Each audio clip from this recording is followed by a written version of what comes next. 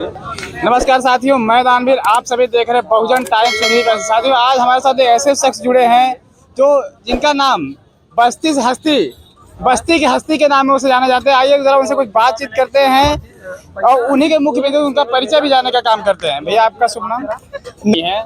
इसे आप किस नजर से देखते हैं? महंगाई नहीं है इस समय सबसे ज्यादा महंगाई जो बढ़ी है शिक्षा पर ही बढ़ी हुई है। शिक्षा एक ऐसी चीज है जो बाहर की सरकार है, इंडिया का तो इंडिया की स्थिति है। विश्व गुरु आपको नालंदा नहीं सुनाऊंगा, जहां पर आज के 100, 200, 300, 400 साल पहले दुनिया के लोग यहाँ पर आके शिक्षा ग्रहण करने थे। उसे पूछो पढ़ाने वाले कौन थे?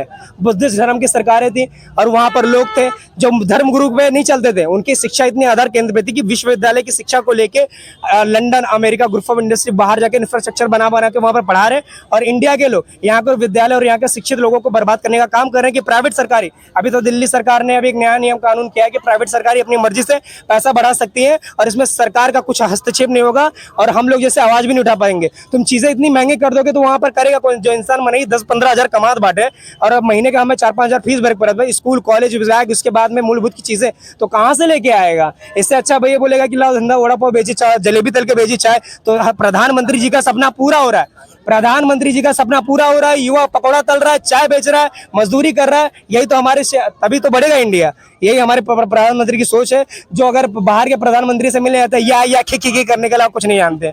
तो मैं ये बताना चाहता हूँ कि हमारे प्रधानमंत्री का जब वो बाहर विदेश दौरे पे बोलते हैं कि हमने घंटा और डंका बजा दिया है, तो आप बस एक बार क्लिप उठा के देखिए, आवाज को हाईलाइट करके देखिए, वो बात है या खी या। इसके अलावा उनको इंग्लिश में कुछ नहीं आता। मुझसे भी नहीं जीत पाएंगे क्योंकि मैं वो देहात का लड़का हूँ जो मैंने शिक्षा पे काम किया। मैं बाबा साहब को मानने वाला लड़का हूँ। हम लोग सिर्फ धर्म जात पे काम करने वाले नहीं है। शिक्षा को बढ़ावा मिलना चाहिए, बाकी खाना कमाना हम लोग को बचपन से आता, क्योंकि हम लोग खेती करने वाले लड़के हैं।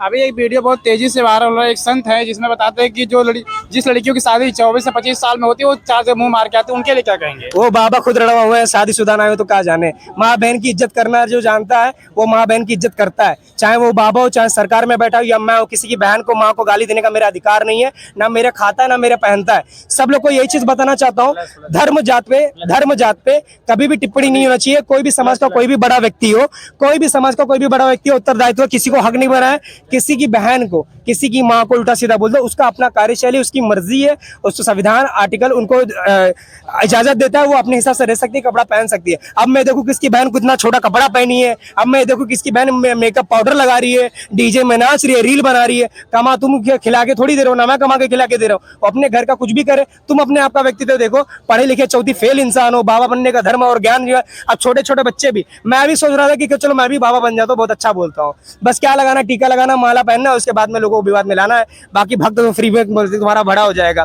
मैं तो बोलता हूँ अगर ऐसे बाबा इतनी ताकत है, बाढ़ रोक दे, गरीबी खत्म कर दे, सड़क ठीक कर दे। हमारे मोदी जी स्पेस टेक्नोलॉजी करके हमारे लोगों को मार रहे हैं, और वैसी टेक्नोलॉजी ये भी इजाद कर दे जो प्रयागराज में दब कुचले के मर गए, लोग बोलते हैं मोक्ष मिल गया। मैं बोलता हूँ सर तू पहले जाते वहाँ कुचल के मर जाते, तुम्हें मोक्ष मिल जाता, क्यों यार पूजा पाठ कर रहे हो? सीधी बात है, वो दबला कुचने से अगर आपको मोक्ष मिलता है तो जिस इंसान की नागरिकता, भूमिका, उनके श्रद्धा से मैं भी आस्था मानता हूँ, मैं भी सबकी माँ बहन की और धर्म की इज्जत करता हूँ। इसलिए मैं अपने आइडियोलॉजी में जय श्री राम, अस्सलाम वालेकुम, जय हिंद, जय भारत, जय भीम का बात करता हूँ। सब समाज को एक तरीके से देखता हूँ, लेकिन किसी समाज को लड़ाने का अधिकारी क्या है? अभी आप मंदिर पर जाओगे तो दो लाइन मिलेगा, एक वीआईपी लाइन मिलेगा और एक जनरल लाइन मिलेगा। जनरल का डब्बा होता है, चाहे जो कचरा खानी चला जाए। वीआईपी 50 रुपये भगवान दर्शन देंगे।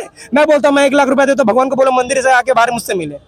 धर्म का खेल बना के रखें और कुछ नहीं बना के रखें। इज्जत, धर्म, भगवान इंसान के काम से खुश होता है, इंसान की आइडियोलॉजी पे खुश होता है। जो गरीबों का अच्छा करता है वो नहीं। अब मैं बैठ के मेरा पेट भरा है, मैं बोलूं बड़े बड़े संत की बात करूं तो अच्छा लगता है। जिसका भूखा पेट है, तड़प रहा है, उससे पूछो कि गरीबी और एक रोटी निवाले का क्या महत्व होता है। देखिए, कहीं ना कहीं वही प्रयागराज रहा जो कोई समय था वहाँ करोड़ों की व्यवस्थाएं की गई थी। आज वही प्रयागराज है जो पानी में बह रही है। वहां पर ना हमारे मंत्री नजर आ रहे हैं, ना पीएम नजर आ रहे हैं, क्योंकि वो सिर्फ वोट बैंकिंग का राजनीति, गंदी राजनीति करते हैं, धर्म के नाम पे खिलवाड़ कर रहे हैं। यहाँ पर जितने मेरे हिंदू भाई देख रहे हैं, मैं भी एक हिंदू समाज से बिलोंग करता हूँ, बस निचला स्तर मुझे बताया जाता है। ऐसे धर्म गुरु और ऐसे गॉड बिलीवर और ऐसे मंत्री और नेता जो धर्म को ऊपर रखते हैं और शिक्षा को नीचे रखते हैं, ऐसा देश का क्या ही विकास होगा। मैं चाइना से प्रेरणा लेके जापान को बोलना चाहूंगा, 20 साल पहले जब जापान पूरा तहस नहस हो गया था आपदा के कारण, आज हमसे 60 साल आगे खड़ा है, उसकी जिम्मेदारी कौन लेगा? कि हमारे प्रधानमंत्री बोल रहे थे कि 14-10 साल में बस भाइयों बहनों 50 दिन देना मेरी सरकार बनने के बाद में, अगर यहाँ पर देश की तरक्की नहीं हुई, डॉलर में गिरावट नहीं आई,